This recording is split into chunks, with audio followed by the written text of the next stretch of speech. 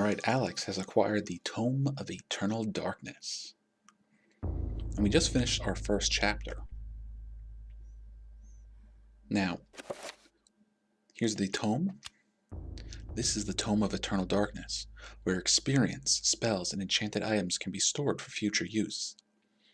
It has been made from fragments of human skin and bone, and endowed with magical powers. Now that we have the tome, we should be able to look at it. Nope, as an end. Well, maybe in the next chapter or two.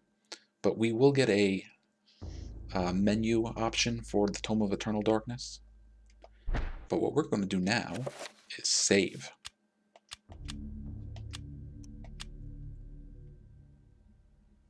So you can see here, just looking at the save icon, Pious is on the left and Alex is on the right. That means we just finished his chapter and we're now playing her again. We have the red symbol, the blue symbol, and the green symbol. The green symbol to the right means that we are playing with that game's alignment. And you heard Pious say, what was it? I'm so bad with these names. Was it Xel'lotath? No. Xel'lotath. So we're playing with the Xel'lotath alignment, which is green. And green ties to madness and insanity. The red element is Chattur'gha, and that red element ties to physicality, the body, and blood. While blue is Xel'lotath, and that element ties to magic and the arcane.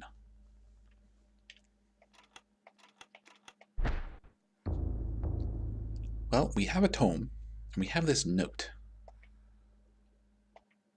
Strangely, with the Tome of Eternal Darkness in her possession, Alex can read the page. It is a chapter page from the tome itself. Should Alex take the chapter page? Of course she should. Alex has found a chapter page entitled The Binding of the Corpse God. So now that she has the tome, as we explore the house, she will find chapter pages that tell more and more of the story of Eternal Darkness. Usually, something from the previous chapter will help us find or decipher the chapter for the next one.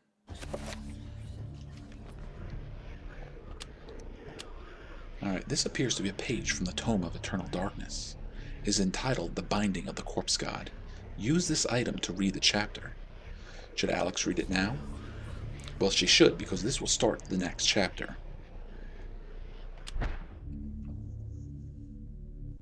I cannot say what was the true beginning, nor am I sure of its end. So perhaps here is the best place to start. I am reminded of ideas I first encountered in Sir James George Fraser's book, The Golden Bough, a study in magic and religion. We are overwhelmed by a very human need to weave a web of meaning where there may be none. Since time immemorial, ancient peoples have dressed up their lack of knowledge as gods and demons. I have discovered that sometimes the fates of gods and mortals intertwine, and legends Alright, the born. Angkor Thom region, Cambodia, 1150 AD. So this is several hundred years after what happened with Pious. Forever in shadow will you be master of chaos, and to fade to nothing in obscurity will be thy fate. My master has planned many millennia for this day. It is the true chaos of all things that you now must be entombed amongst the beings of flesh and bone. You have a great monument here, Mantorok. It is a pity that no one will ever recognize it as yours. May the darkness claim thee, crawling chaos and damned beast.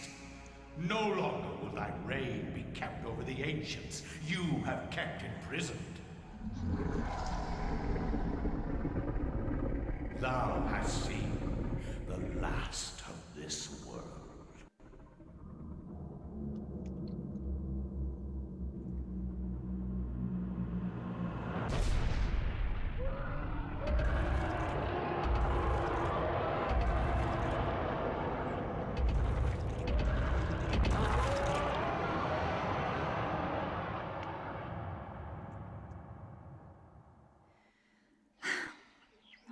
mythical fables can keep me amused.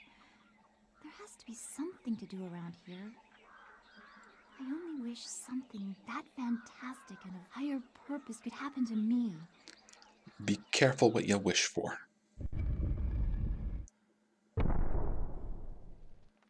So this is our next character. This is, I think it's pronounced Ellia.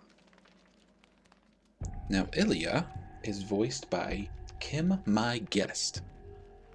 Now Kim My Guest has done a lot of voice work as well. But a lot of her stuff, well, has been kind of like side characters and additional voices and stuff. But she did have some notable roles, if I can pronounce words.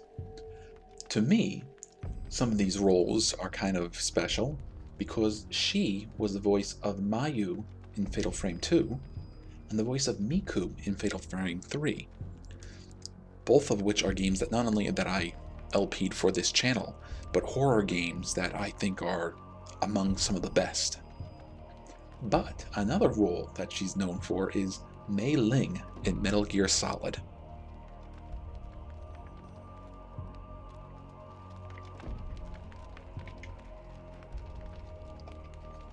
A triangular design is carved into the floor.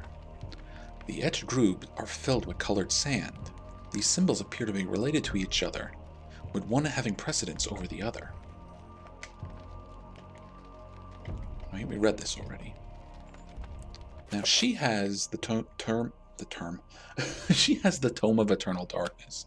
She was just reading that. And she has some sort of weird short sword here. A short sword with a wooden grip, light and durable. A small curved running from the handle makes it better for hacking rather than stabbing.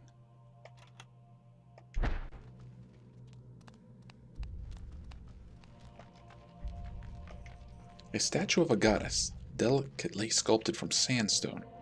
It casts an alert eye over everyone who enters the temple. There is a strange necklace about its neck. Should Ellia take the necklace?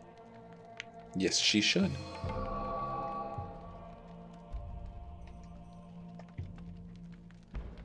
Now, what did taking that necklace do? Well, it just barred off that area.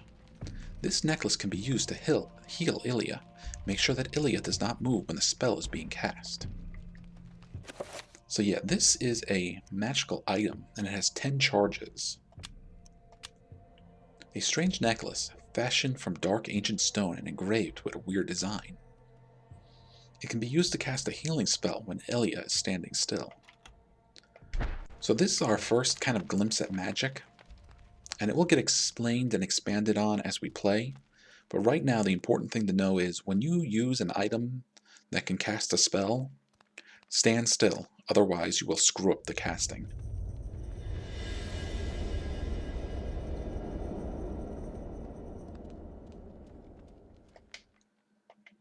Engraved on the floor is a striking design featuring the sun sinking below the edge of the world. Actually, can we go this way? Yes, we can, but we're not going to. We're going to check out these candles. The design on the wall appears to depict the time of the day. Perhaps the candles do too.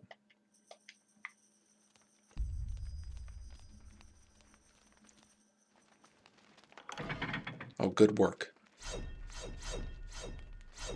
It triggered a trap. Now this is one of a handful of areas in the whole of the game where traps like this will get triggered. Now in this case, we can just watch the timing and try to get through. Or we can just walk into it and get hit. Usually getting hit with these traps sets them off. They're done. They're not going to hurt us anymore until we do something to reset them. But since we got hurt, why don't we try using our necklace?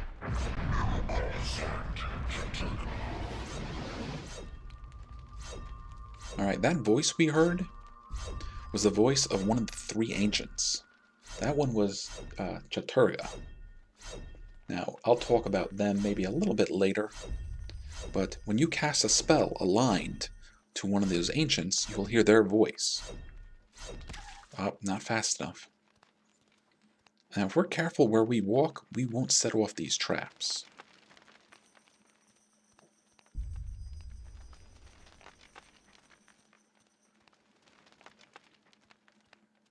You can kind of make out that the tiles are a little different from the rest of the floor. So as long as we don't walk on them, we won't set off the traps. And each trap is a little different. Some are spinning blades like what we just saw. Some are crushing walls. And some are arrows or poison gas. Okay, when located by a creature, a sanity loss occurs, causing a decrease in the level of the sanity meter. And the character to pulse green. Beware, sanity loss affects perception and eventually health. Yeah, you can see we're kind of glowing green. The sanity meter. This meter represents a character's sanity. Every time he or she meets a monster, his or her sanity will get lower. The lower the sanity meter gets, the more the character will hallucinate. So that's one of the other things that makes this game so interesting. Get off, get off. Is that depending on their level of sanity, they can start having hallucinations and different effects on the game. So we're going to mostly play with our sanity low so we can enjoy some of these effects. Now you may have already noticed that this zombie is blue. Engraved on the floor is a striking design featuring a brightly burning sun. Because this zombie is blue, that means it is an Xel'lotath zombie.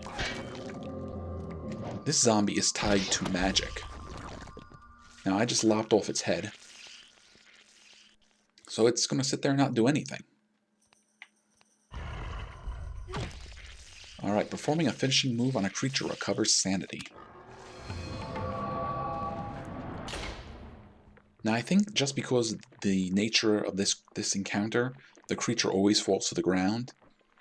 But something that separates the Xel'lotath zombies from the other zombies is that after they take enough damage, their bodies will start to pulsate with energy and then they will explode in magical energy. When that happens, you can take damage from the explosion as well as other enemies around it. The range of that explosion is deceptively large. A bronze necklace sits atop an ancient clay urn.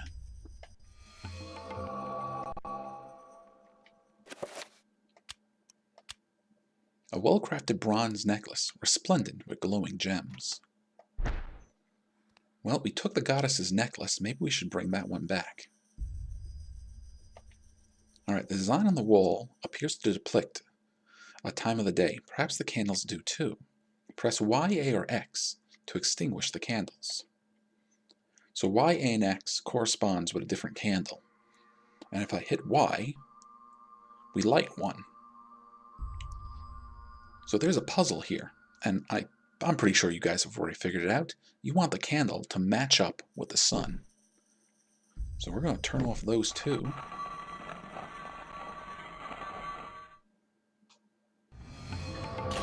And that partially opens that door. But it also partially opens that door. Alright, so we gotta go back the way we came. Again, be careful of setting off the traps. Oh, a little bit of fun. Good news. Enemies can activate these traps. So, say for example, one of those bodies was to get up and start walking. It could walk over one of the tiles and activate the trap.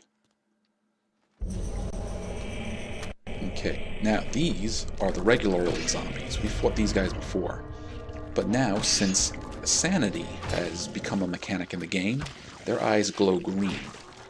And while their eyes are glowing green, we will lose some of our sanity. These are your basic zombies. These are Mantorok zombies. Mantorok was that big amorphous Shoggoth looking thing that we saw at the beginning of this chapter. Now you can see the walls are bleeding. Ow.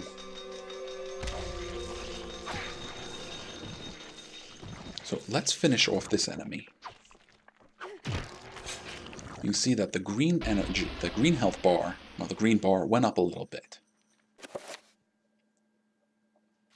Okay. Should we heal? I think we're okay.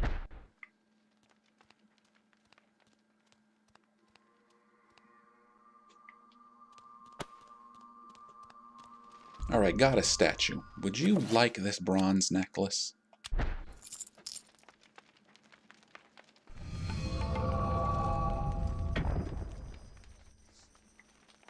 Well, apparently she did like the necklace. She accepted our offering, and now this way is open.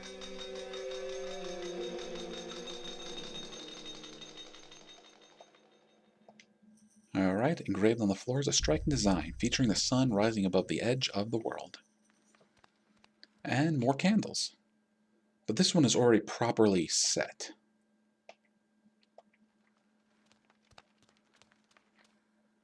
Alright, see? Right in front of us. Trap. So like here on the wall, you can see that this would be a spinning blade trap. But sometimes the traps are like darts that shoot out of the walls, or they're walls that slam together, kind of to crush you. And some of the more nasty ones are when the rooms fill up with poison gas. Alright, here's a red zombie. Red zombie is a Chattur'gha zombie.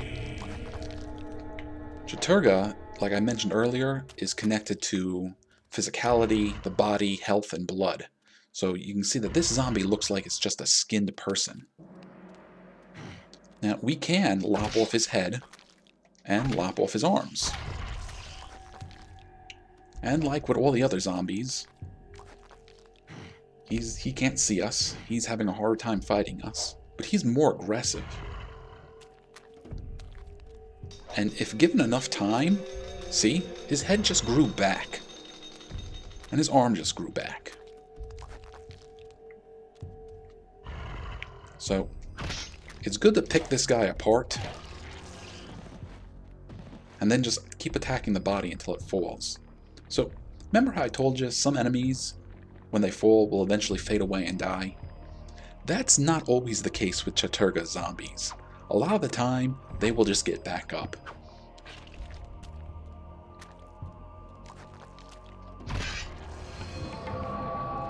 But now he's taken enough abuse and is dead.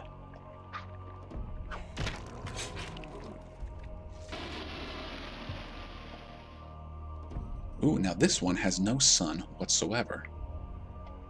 So we're going to extinguish all the lights.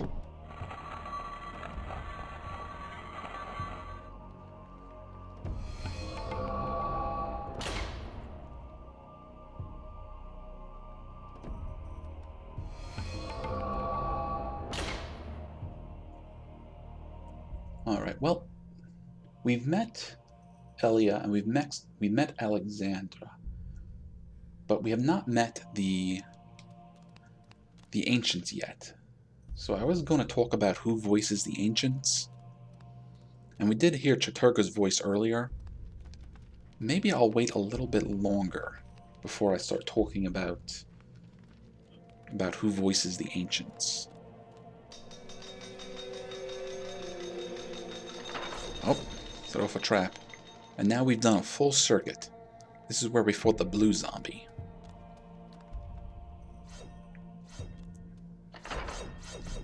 Alright, now it is possible to avoid these if you get the timing. I will try.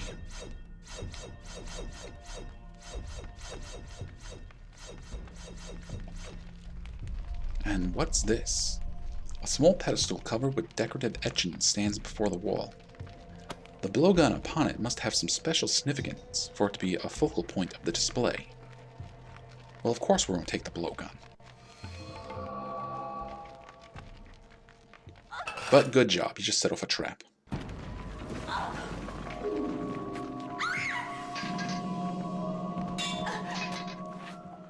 And she broke her sword. A secret passage in the temple. Uh-oh, somebody's in trouble.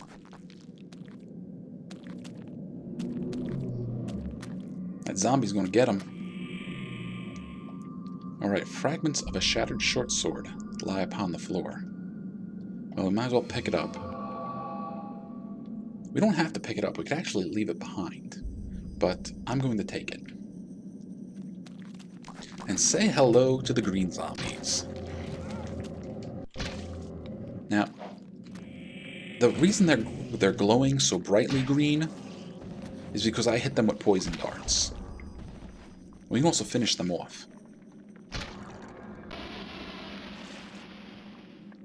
The green zombies are Xel'lotath zombies, and they are associated with the mind and with insanity. Now, I don't have my sword, so I couldn't dissect one for you, but I'll show you what happens if you dissect one a little later. The guard is grateful for Ellia saving his life. In return, he offers to repair Ellia's broken weapon as a gesture of thanks. Do you want him to repair the short sword? Yes. Let's press the right button this time. Alright, the item has been repaired. He just used some magic to fix the item. And that magic was purple aligned, which means it's Mantorok.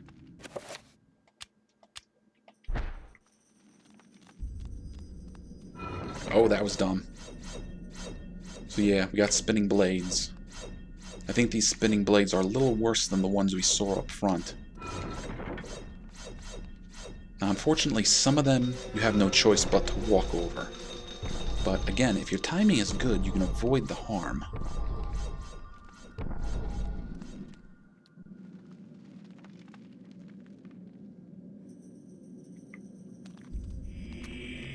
Alright, more Mantorok zombies.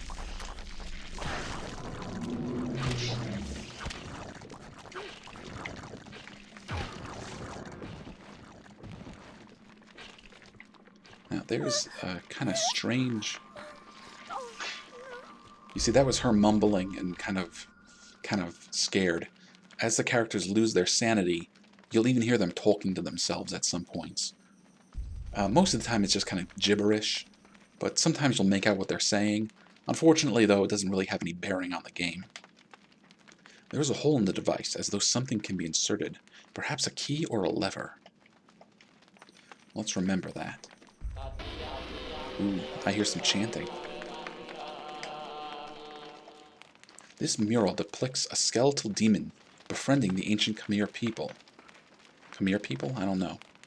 And denouncing one of their fertility gods. And now we can kind of take a look at it. We can pan left and right. Look at this mural. And that skeletal figure, well, yeah, that's Pious. And I guess their fertility god is this horrible thing over here.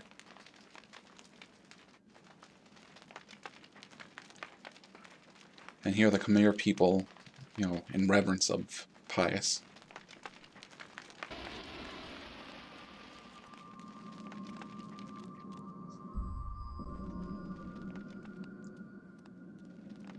Okay, I don't think I have any choice but to step on that. And those are the arrows. Or they're darts, I'm not sure.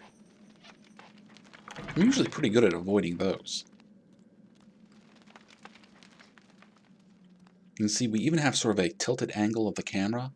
That's also because our sanity has gone down low enough. Oh, okay. Ow. How am I doing on health? I'm okay.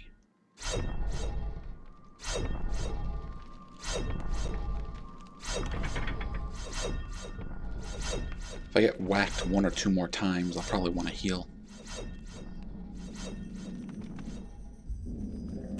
Okay, see? A Chattur'gha zombie is fighting an Ulyath zombie. Not an Ulyath. A Xel'lotath zombie. Now, if you remember earlier in the game, we saw that there is a kind of cycle to the colors. Red to green to blue to red. That is the, I guess, priority of these colors. Red defeats green. Green defeats blue, but blue defeats red. So, since he is a Chattur'gha zombie, he had an advantage over the Xel'lotath zombies.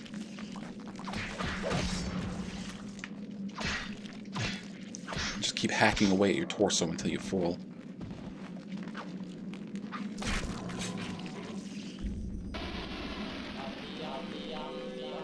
And there's another mural.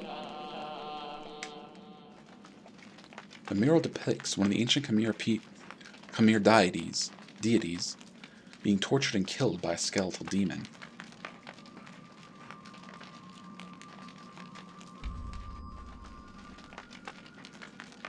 Well, while not exact, that sure looks a whole lot like Mantorok, don't you think?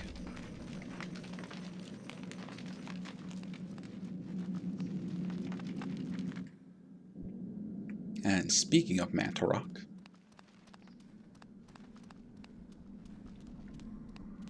there it is.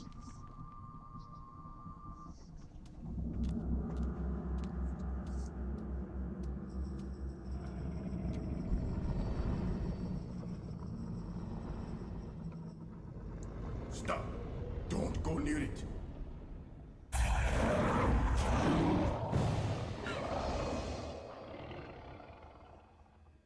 So, you are reduced to feeding on flesh and bone, Mantorok.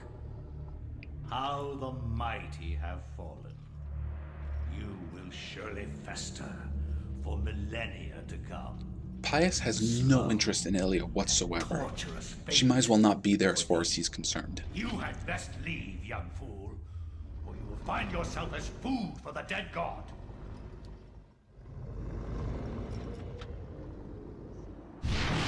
Oh.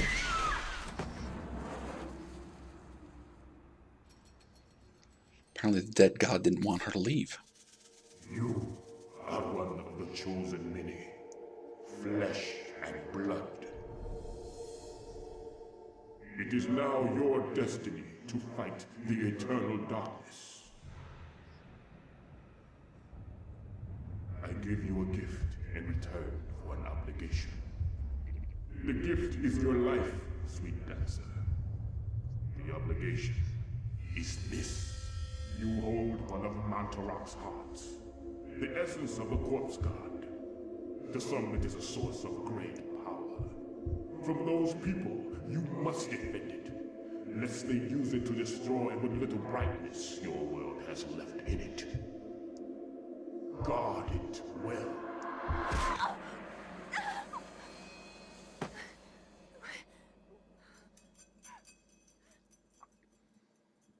And he just shambles away somewhere to die. Now, I want you to take a minute and just try to figure out, or not so much figure out, but appreciate just how massive Mantorok is.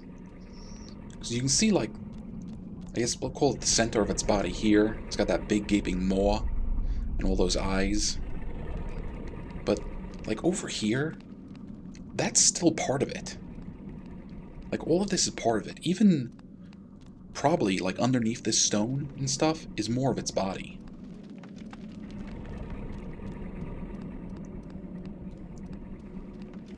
And we saw from earlier that the body extends out even further before these pillars were dropped on it.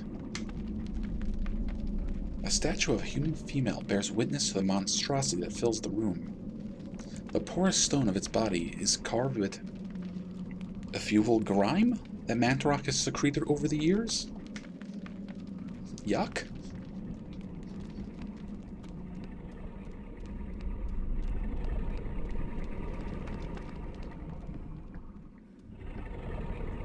A door of formidable size seals the vault.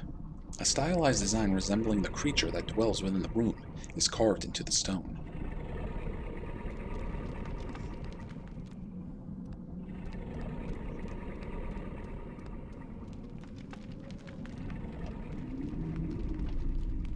Alright, same as the other one.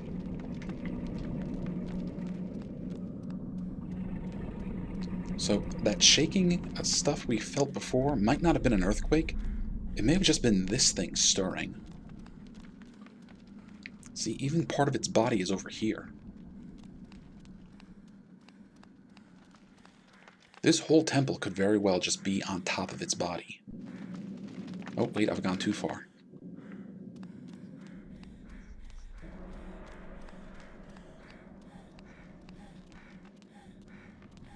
You can see she's now starting to slow down and breathe heavy, because she's been running around too much.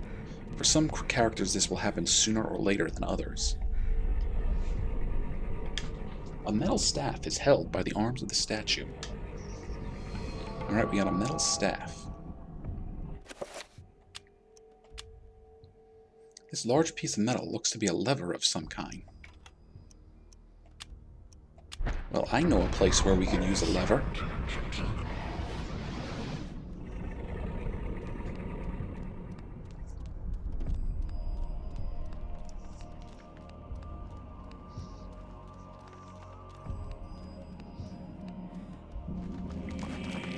Ah, there's a couple of you jerks in here. So let's fight with them. Get off, get off. Now, see this sucker? Even though I cut his head off, there's still a green outline of its head. So in the case of these creatures, removing their limbs and their body parts doesn't do as much to slow them down. Because even though their physical head has been removed, the ethereal magical head still exists, so it can still move around and see you.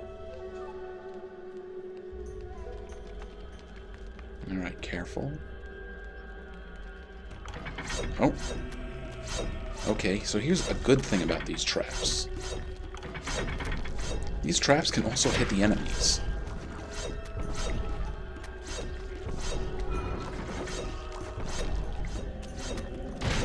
Squish.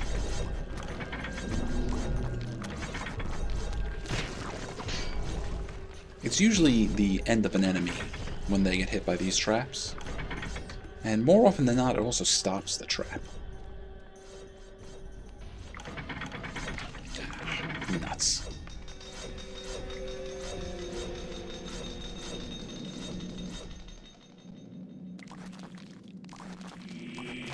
More of you suckers. You see, these ones are draining our sanity even faster.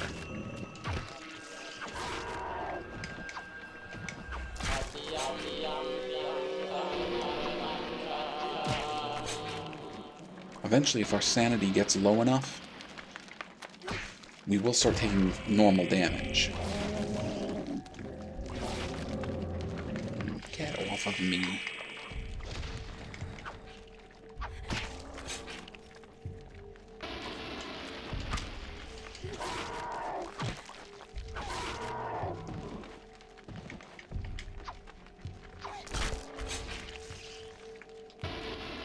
Now you see we're staggering around because we've taken so much damage. Yeah, we're about half our health.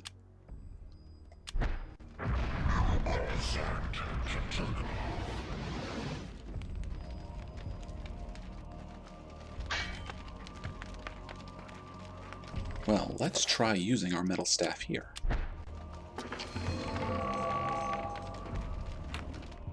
It worked.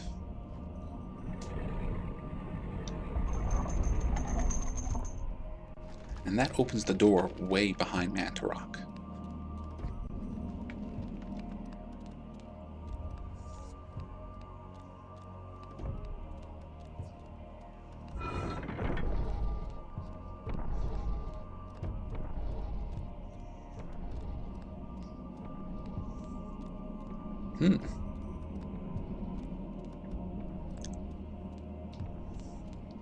So I went the wrong way, and we're all the way back here with the guard. The guard resumes his duties, seemingly no worse for wear with his recent brush with death. Oh, Eddie, really?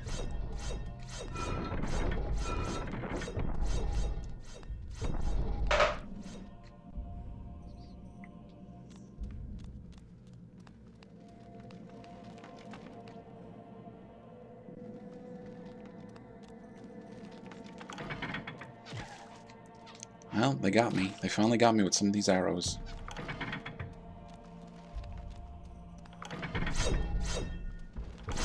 Ha! Too fast for you.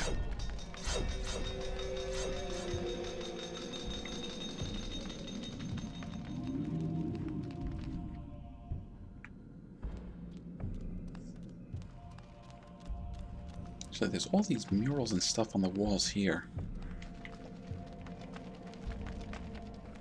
Not going to say anything about it, though. Well, at least we got to look at it. Look at that one skeleton. Look at that one skeleton in the top right. He's having a ball. He's yucking it up.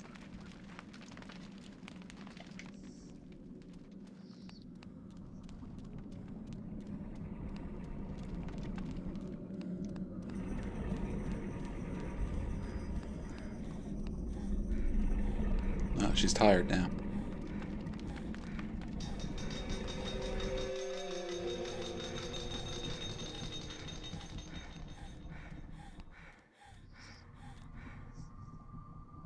So what was even in here that we bothered to unlock the door?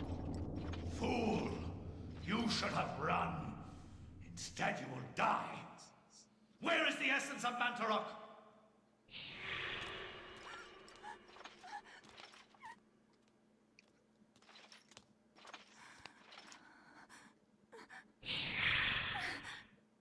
Where is it?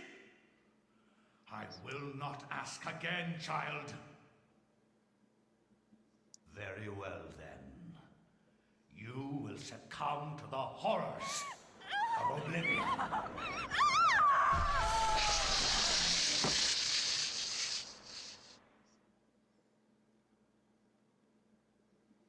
And that's the end of the second chapter.